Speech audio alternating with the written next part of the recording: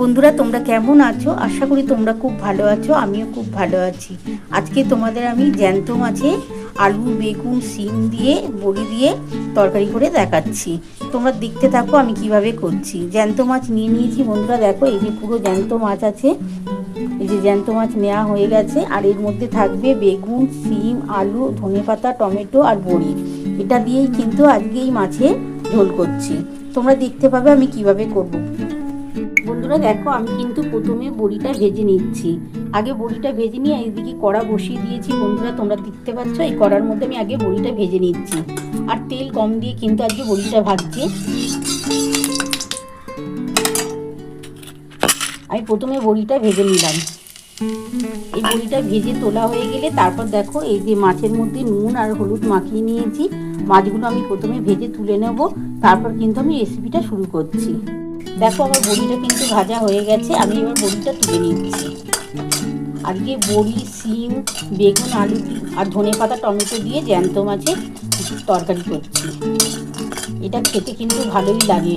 গরম ভাতের সাথে এরকম জ্যান্ত মাছের যদি তরকারি বা ঝোল করা যায়, দারুণ খেতে লাগে। আমি এটা তুলে নিচ্ছি। বন্ধুরা দেখো, আমার কিন্তু বড়িটা ভেজে তোলা হয়ে গেছে।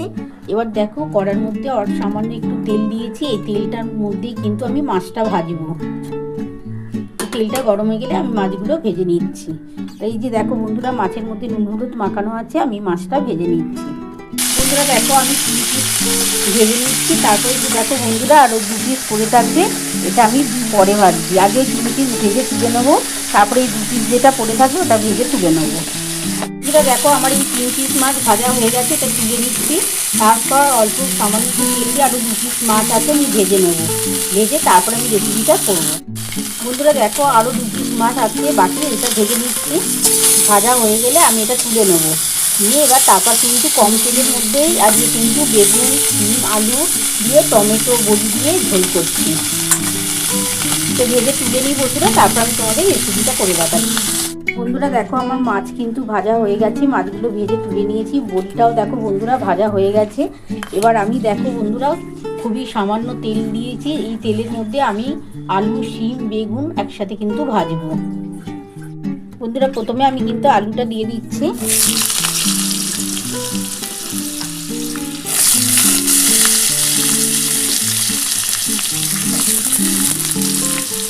ডিমটা দিয়ে দিলাম।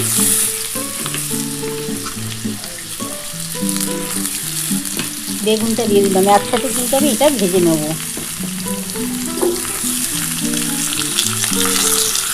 বন্ধুরা এর মধ্যে আমি নুন দিয়ে দিচ্ছি। আমি 1 চামচের মতো নুন দিয়ে দিচ্ছি। আর হলুদ দেবো 1 চামচ। বন্ধুরা 1 চামচের মতো নুন দিয়ে দিলাম। আর 1 চামচ হলুদ দেবো। 1 চামচের মতো হলুদ দিলাম। এবার এটা ভালো করে একটু ভাজা ভাজা হলে আমি টমেটো আর কাঁচা লঙ্কা চিড়ে দিয়ে দেবো। বন্ধুরা দেখো, আমার কিন্তু আলু, বেগুন আর শিম কিন্তু আমি একসাথে কিন্তু ভাজা হয়ে গেছে। এর মধ্যে আমি এবার টমেটোটা দিয়ে দেবো আর কাঁচা লঙ্কা চিড়ে দেবো। কোনো মশলা কিন্তু বাটবো না। টমেটো, ধনেপাতা আর কাঁচা লঙ্কা দিয়ে বড়ি দিয়ে জ্যান্ত মাছের তরকারি করছি। এটা কিন্তু খেতে খুবই টেস্ট হয়। আমি এবার টমেটোটা দিয়ে দিচ্ছি।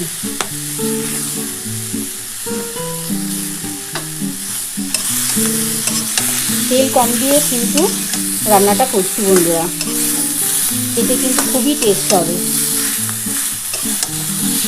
এবার আমি কাঁচা লঙ্কা চিড়ে দিয়ে দিচ্ছি। আমি 2টো কাঁচা লঙ্কা দিচ্ছি।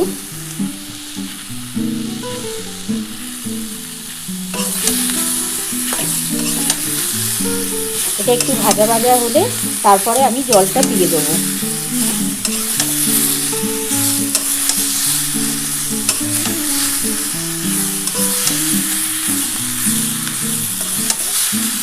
জলটা দিয়ে যখন ফুটে উঠবে আমি তখন বড়িটা দিয়ে মাছটা দেবো, মাছ দিয়ে ধনে পাতা দিয়ে নামাবো।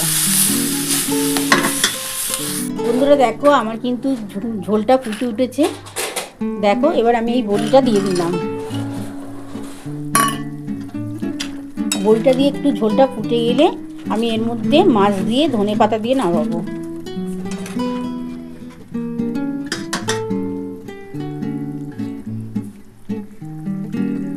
বন্ধুরা দেখো ঝোলটা ফুটে গেছে, আমি বড়িগুলো দিয়ে দিয়েছিলাম। এবার আমি জ্যান্ত মাছগুলো যে ভেজে রেখেছি এবার সেইগুলো দিয়ে দিচ্ছি, দিয়ে ধনে পাতা দেবো, ধনে পাতা দিয়ে নামাচ্ছি।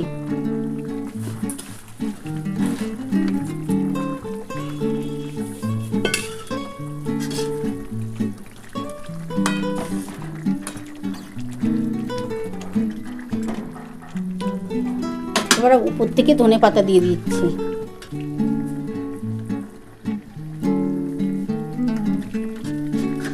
একটু ফুটে যাক, ফুটে গেলে তারপর আমি নামিয়ে তোমাদের দেখাচ্ছি। বন্ধুরা দেখো আমার কিন্তু জ্যান্ত মাছের বেগুন আলু শিম দিয়ে আর ধনে পাতা টমেটো দিয়ে ঝোল করলাম। কেমন হয়েছে বন্ধুরা? তোমরা তো পুরো রেসিপিটাই দেখে নিয়েছো আমি কিভাবে করেছি। তোমাদের যদি আমার এই রেসিপিটা ভালো লেগে থাকে প্লিজ একটা লাইক সাবস্ক্রাইব করতে ভুলো না, আর কমেন্ট বক্সে অবশ্যই জানিও কেমন হয়েছে। তাহলে এরকম আরও নতুন নতুন রেসিপি নিয়ে তোমাদের সামনে হাজির হব। Thank you.